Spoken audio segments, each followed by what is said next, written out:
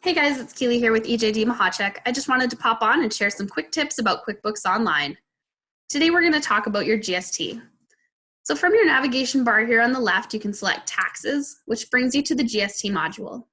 This shows you your next GST return that needs to be filed, and your previously filed returns, and whether you need to record a payment or possibly a refund.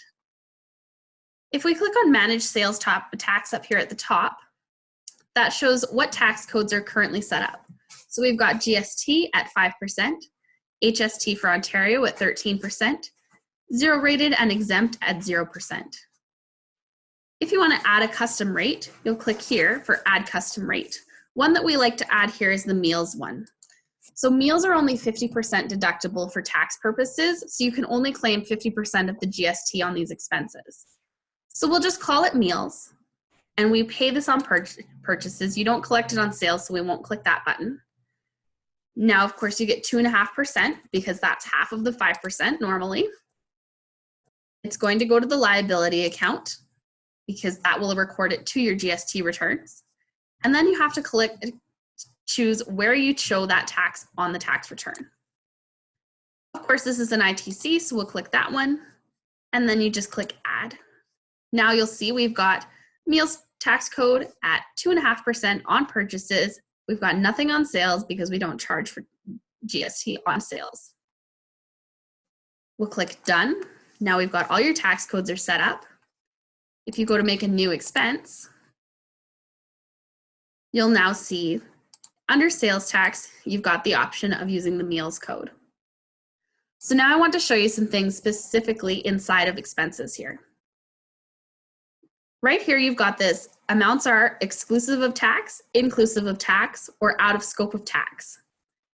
So if we use exclusive of tax, if you put an amount in here, add on your GST, you'll see we've got your $100 plus the GST to come up to a total of $105.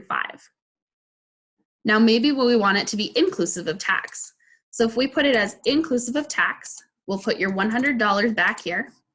Now it's taken 100 as your total, taken the 5% out of that, and it still keeps your total at $100 instead of adding the 5% on top of that. Your last option would be out of scope. Out of scope removes the sales tax completely from this line, and now whatever you put in here is just straight that total with no GST included at all. That means that nothing will flow to your GST return. Now, some other things that we need to know about your GST rates. If we select exempt, this is going to flow to your GST return, even though there's 0% tax on it. However, if you leave it here as out of scope, it still has 0% tax on it, but it doesn't show up at all on your GST return. Now, this is important when it comes to sales, because if we click Prepare Return here,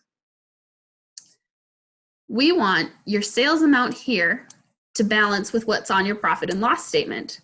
Now, if you've recorded items on your profit and loss at out of scope of tax, nothing's going to show here, even though you're showing income on your profit and loss.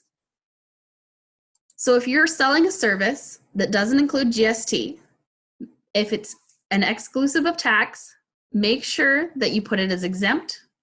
Don't put it as out of scope. Otherwise, it's not going to show up on your GST return. That's all for today. Thanks for tuning in.